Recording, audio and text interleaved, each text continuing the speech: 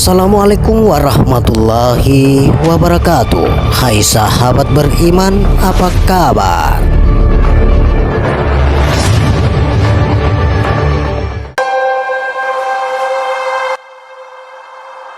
Sahabat beriman yang dirahmati oleh Allah Subhanahu wa Ta'ala, kali ini kami akan membuka ilmu kun fayakun. Mengenal Allah Ta'ala adalah awal permulaan engkau beragama. Apakah mungkin engkau membawa kehidupan beragama tanpa mengenal Allah? Apakah engkau telah lupa akan pesan Nabi dan Imam Ali alaihissalam yang sangat penting ini? Apabila ada manusia yang coba membuka persoalan mengenal Allah atau ma'rifatullah, orang-orang syariat kebanyakan sering memandang sebagai tidak penting, bahkan dicap sesat dan bidah. Kaum syariat kebanyakan mengenepikan ilmu-ilmu tentang ma'rifatullah ini. Sedangkan ilmu ma'rifat inilah ilmu asas yang menjadi asas pengajian pondok di masa silam. Awaluddin ma'rifatullah, setelah mengenal Allah, maka bermulalah agama, amanah dan tanggung jawab, hinggalah ke penghujung agama, yaitu sakratul maut. Matilah kamu di dalam Islam dan ma'rifatullah bersama membawa dan menyempurnakan amanah dan tanggung jawab. Karena di akhirat sana tidak ada agama, yang ada hanyalah buah hasil dari agama engkau di dunia. Sebagai umat Islam yang beriman pun engkau perlu tahu akan kedahsyatan Allah jika berkehendak atau kun fayakun. Yang bisa kita lihat lebih jauh di sini, kekuasaan dan kemuliaannya tidak terbantahkan dan selalu ada bukti yang bisa kita lihat. Allah yang menjadikan langit dan bumi, maka tidak ada mustahil baginya. Tapi jika ingin tahu lebih dalam mengenal kuasanya, berikut kami akan uraikan. Dalam Al-Imran 59 disebutkan bagaimana Adam diciptakan oleh Allah hanya dalam waktu sekejap, bahwa sesungguhnya misal penciptaan Isa di sisi Allah merupakan layaknya penciptaan Adam, dan Adam diciptakan dari tanah oleh Allah. Allah hanya cukup berfirman, jadilah, dan jadilah Adam. Allah menunjukkan keajaiban dan kuasanya di sini. Dari tanah terbentuklah manusia yang bernama Adam, hanya dengan seketika saja saat Allah berfirman.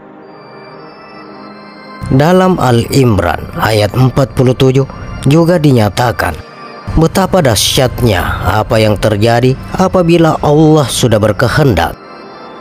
Di sana tertulis bagaimana Maryam mengatakan kepada Allah bahwa ia tidak percaya kalau ia akan punya anak, karena ia pun belum pernah disentuh oleh seorang pria.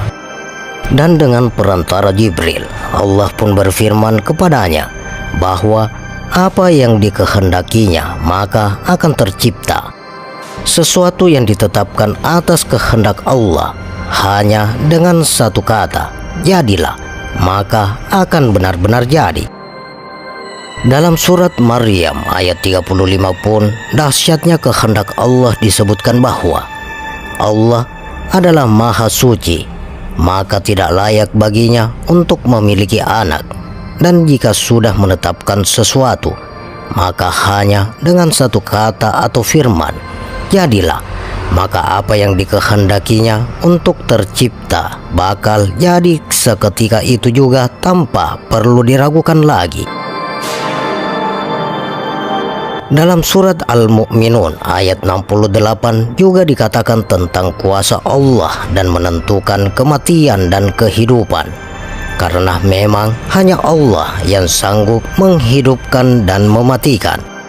Jadi kalau sesuatu urusan ditetapkan olehnya, cukup dengan kata jadilah. Apapun itu akan jadi. Bahkan apa yang menurut manusia tidak mungkin pun bisa diperbuatnya secara ajaib. Berikutnya, dalam Al-An'am ayat 73, kehendak Allah yang dahsyat juga disinggung bahwa Allah lah yang menciptakan langit dan bumi dan segala perkataannya adalah benar adanya. Apabila pada waktu Allah mengatakan bahwa jadilah, lalu terjadilah, segala kekuasaan ada di tangannya pada waktu sangkakala ditiup. Allah lah yang mengetahui segala hal gaib dan nyata, dan Allah lah yang maha mengetahui dan maha bijaksana, tiada ada duanya. Dalam surat Yasin ayat 82 juga disebutkan bagaimana Allah berkehendak dan dalam menetapkan sesuatu hal secara tegas, bahwa sebenarnya keadaannya jika sesuatu dikehendakinya, dia hanya tinggal mengatakan jadilah, dan terjadilah ia secara sekejap. Dalam An-Nahl ayat 40 pun ada tentang kedahsyatan kehendak Allah, bahwa apapun yang dikehendakinya kepadanya akan dikatakan kun atau jadilah, dan seketika itu ia akan jadi. Dalam surat Al-Baqarah ayat 117 juga ada tentang bagaimana kehendak dan kuasa Allah dalam menciptakan langit dan bumi. Dan karena dialah sebagai pencipta langit dan bumi, maka sesuatu apapun itu yang dikehendakinya bila langsung jadi hanya dengan mengatakan jadilah. Seperti yang kita imani bahwa Allah adalah Allah yang maha kuasa, Allah besar dan tidak ada yang mustahil baginya. Hanya dengan satu kalimat dan firman-Nya yang tegas, apapun yang dikehendakinya bisa dijadikan secara sekejap, menunjukkan bahwa dialah yang empunya kuasa langit, bumi, serta isinya. Itulah kedahsyatan Allah jika berkehendak atau kun fayakun, dan tidak ada yang dapat membantahnya. Maka dari itu, kunci ilmu asma kun fayakun di atas mulai dari 1, 2, 3, 4, 5, 6, 7 sampai 8 akan bisa engkau kuasai dengan cara menghafalkan ayatnya, yaitu sebagai contoh, inna matsala Isa indallahi kamatsali Adama khalaqahu min turabin summa qala lahu kun fayakun. Quran Surah Al-Imran ayat 59. Sesungguhnya penciptaan Isa di sisi Allah adalah seperti halnya penciptaan Adam. Allah menciptakan Adam dari tanah, kemudian Allah berfirman kepadanya, jadilah, maka jadilah dia. Jadi kunci ilmu asma kun fayakun ini harus engkau tebus dengan cara mewiridkannya sebanyak 999 kali pada setiap malam kelahiranmu. Maka insya Allah hasilnya hanya engkaulah yang tahu. Berikut pintu gerbang rahasia kun fayakun. Dalam ketenangan lautan Ahdiyah timbul buih wahdah. Wahdah adalah kenyataan kesempurnaan sifatnya. Inilah hakikat Muhammadiyah atau Nur Muhammad. Di dalam titik inilah terhimpun seluruh hal awal. Titik inilah yang akan menuliskan huruf alif dengan yang lainnya.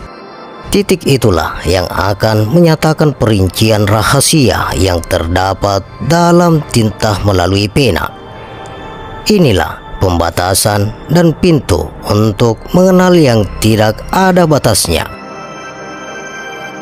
Melalui tulisan, melalui alif, melalui nokta, dan memasuki botol tinta, melalui af'al, melalui asma, melalui sifat dan gaib bersama gaibnya zat wajibal wujud, melalui arwah, melalui wahdiyah, melalui wahdah, dan menjadi rahasia dalam ahdiyah, melalui syuhud, melalui nur, melalui ilmu, bersatu dalam keabadian wujud.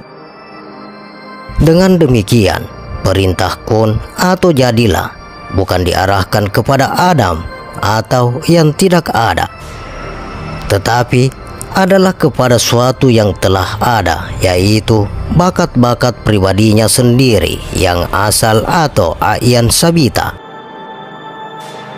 Yang nampak pada zahirnya adalah sementara dan tidak kekal. Yang tersembunyi dalam batinnya adalah kekal dan abadi dalam rahasianya. Hakikat Adam tidak boleh ditukar menjadi wujud, dan sebaliknya hakikat wujud tidak akan bertukar menjadi Adam. Dialah yang zahir dan dialah yang batin. Dialah yang awal dan dialah yang akhir. Oleh itu, wujudnya Allah adalah lebih terang dan nyata dari wujud yang lain. Ia adalah yang melihat dan yang dilihat. Cahaya tidak boleh melihat tanpa cahaya, dan apa yang terlihat adalah cahaya itu sendiri. Benda-benda adalah gelap. Melihat dengan cahaya matahari, dan benda yang dilihat adalah dilihat dengan cahaya yang sama. Semua wujud benda adalah gelap. Wujud benda-benda itu dipinjam dari wujud Allah, dan satu amanah dari Allah.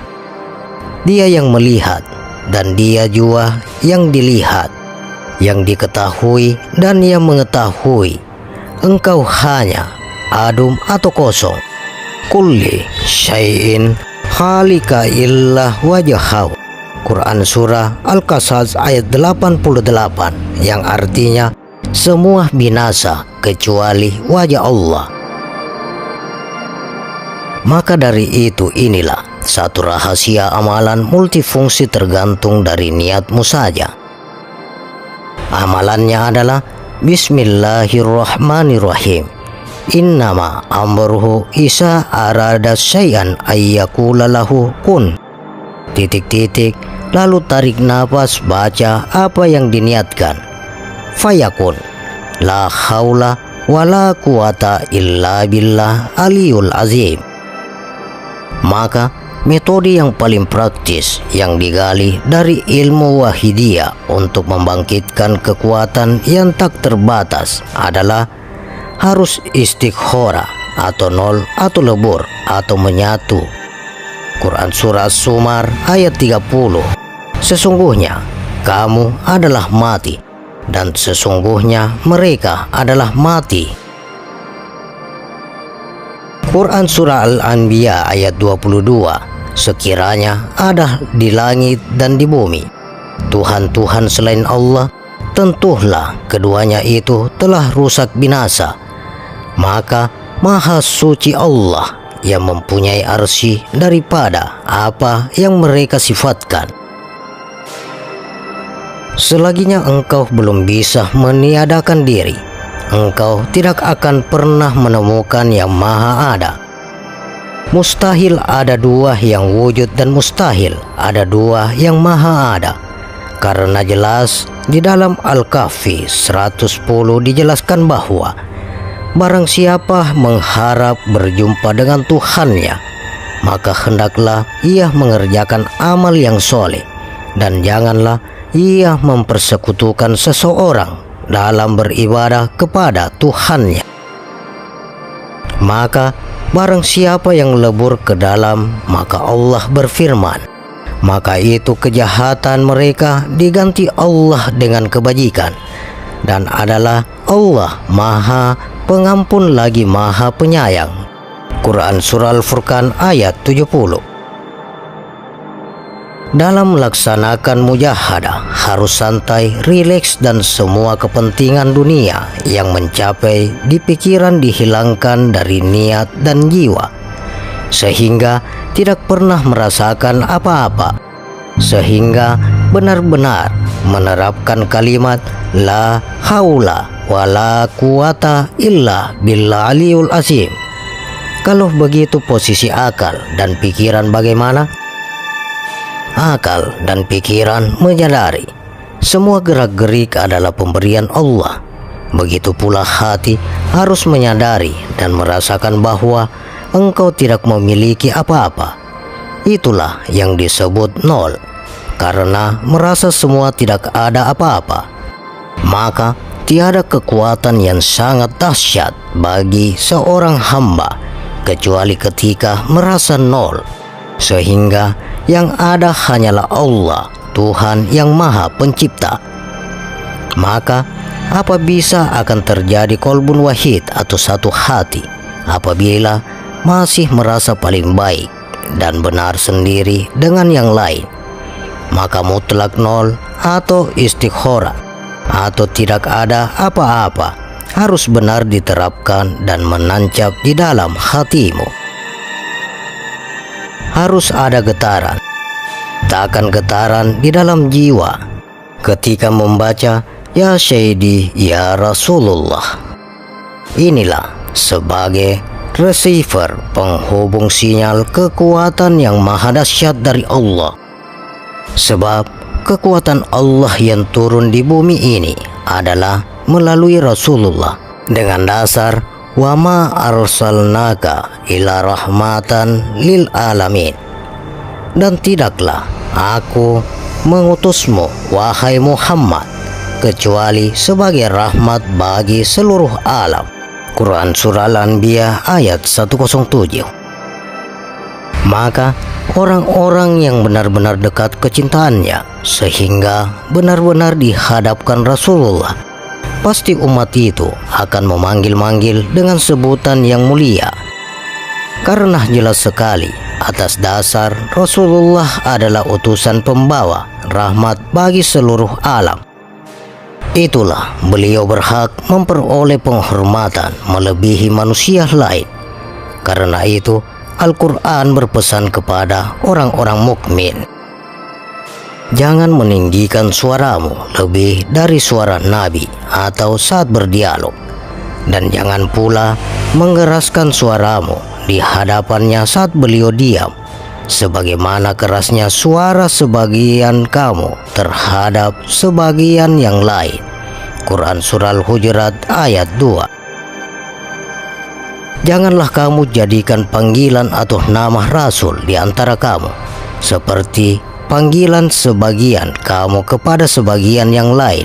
Quran Surah An-Nur ayat 63. Petunjuk ini berlaku kepada siapa saja yang harus dihormati, dan Allah melarang kita memanggil Nabi Muhammad hanya dengan menyebut ya Muhammad atau ya Abul Qasim dan panggilan lain yang tidak mengandung nilai ta'zim. Saat rohani melebur, itulah otomatis Allah mencintai hambanya dan segala banyak dosa akan diampuni. Tidak usah menunggu lama-lama dan tanpa meminta ampunan sekalian ketika menyatu otomatis dosa yang menggunung itu hancur tiada berbekas. Ini adalah rahasia besar Wahidiyah, membongkar bagaimana proses terjadinya suatu ilmu pengetahuan di jagat alam, serta mujizat yang notabene ini adalah suatu teka-teki kehidupan. Siapa yang menyangka di balik itu semua tersimpan rapi oleh balutan kekuatan yang maha dahsyat oleh kehendaknya, atau boleh disebut kekuatan kun fayakun. Karena kekuatan agung kun fayakun itulah sebenarnya bersumber dari nol, di mana kita dapat mengambil pembelajaran mujizat Nabi Musa, bahwa pada saat itu Nabi Musa melemparkan tongkatnya menjadi ular. Mustahil Nabi Musa sendiri membuat ular kecuali Allah sendiri. Maka Nabi Musa mutlak harus menghilangkan dirinya sendiri, melenyapkan jasadnya, melenyapkan perasaannya, melenyapkan keinginannya, bahkan melenyapkan imannya sendiri. Karena pada saat itu sudah tidak mengandalkan iman, karena iman itu sendiri belum menyatu, masih ada iman dan Tuhan, maka tidak akan tercapai yang agung itu.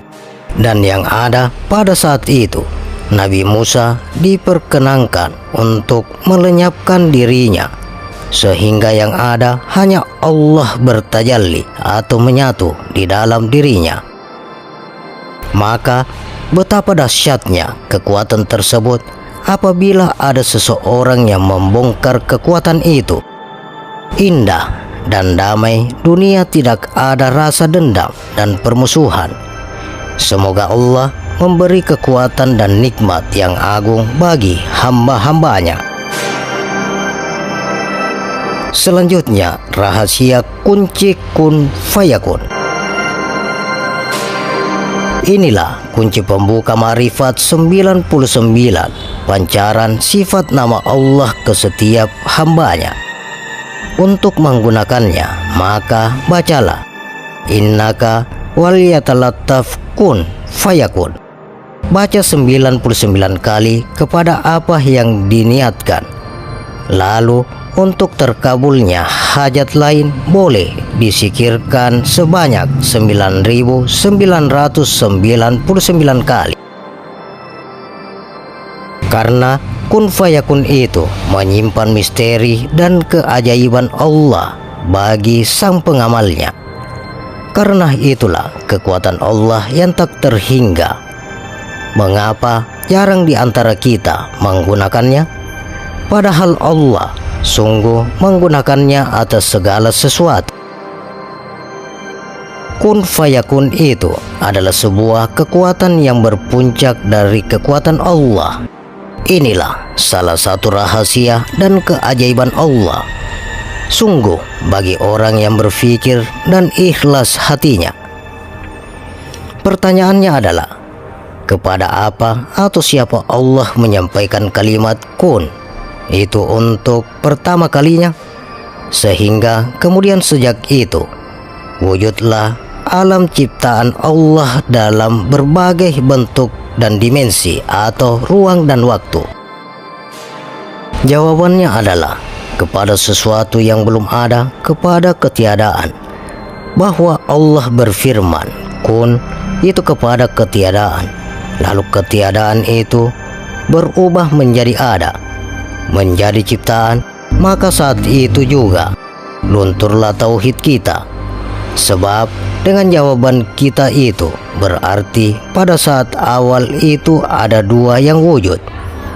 Yang ada yaitu Allah dan ketiadaan.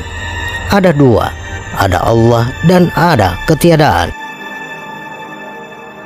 Apabila kalau jawabannya adalah Allah berfirman kepada sebuah ciptaan, lalu kemudian ciptaan itu menjelma menjadi ciptaan-ciptaan yang lainnya, ini lebih tidak bertauhid lagi.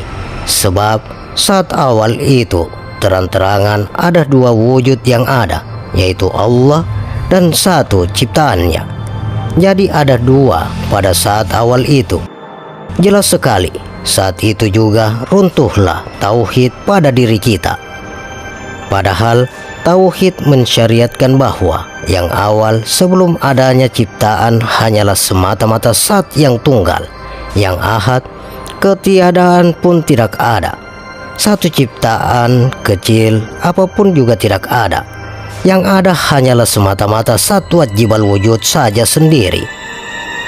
Allah pencipta langit dan bumi, dan bila Dia berkehendak sesuatu, maka Dia hanya mengatakan kepadanya, jadilah, lalu jadilah ia. Quran Surah Al-Baqarah ayat 117. Di dalam berbagai terjemahan Al-Quran dan pembahasan-pembahasan ma'rifat selalu saja dikatakan kepada siapa Allah berkata kun, itu adalah kepadanya.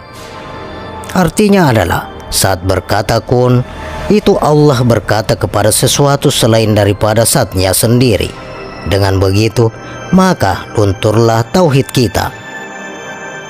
Oleh sebab itu, orang yang bertauhid akan menjawab pertanyaan bahwa sabda kun itu ditunjukkan Allah kepada zatnya sendiri, karena memang saat itu hanya zatnya saja yang ada, yang wujud, tidak ada dan sesiapapun yang ada saat itu selain dia.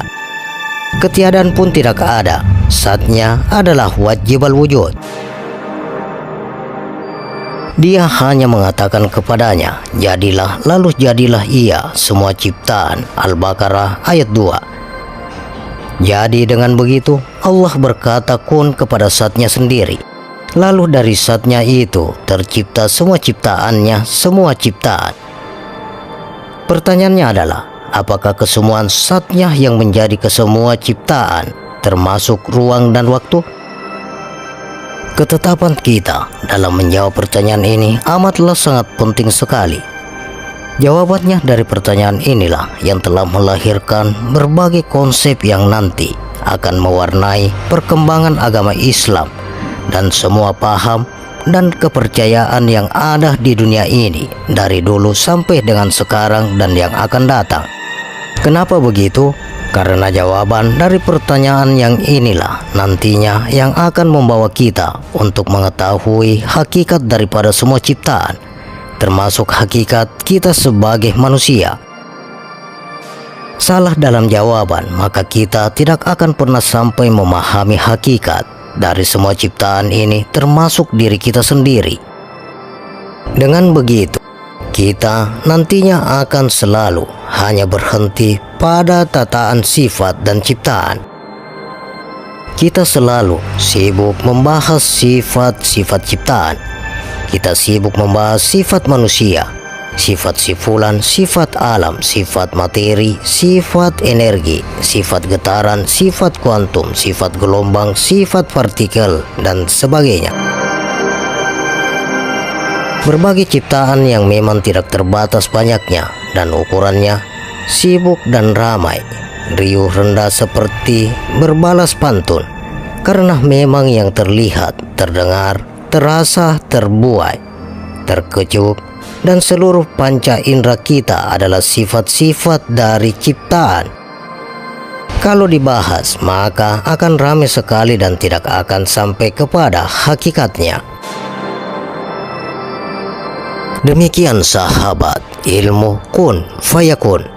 Bagaimana pendapat Anda? Silakan share pendapat menarik Anda pada kolom komentar. Semoga video ini bermanfaat dan bisa menambah keimanan dan ketakwaan kita kepada Allah Subhanahu wa Ta'ala, dan tentunya kita semakin cinta kepada Rasulullah Sallallahu Alaihi Wasallam. Terima kasih untuk sahabat-sahabatku yang telah menonton video ini. Sampai berjumpa kembali di video berikutnya.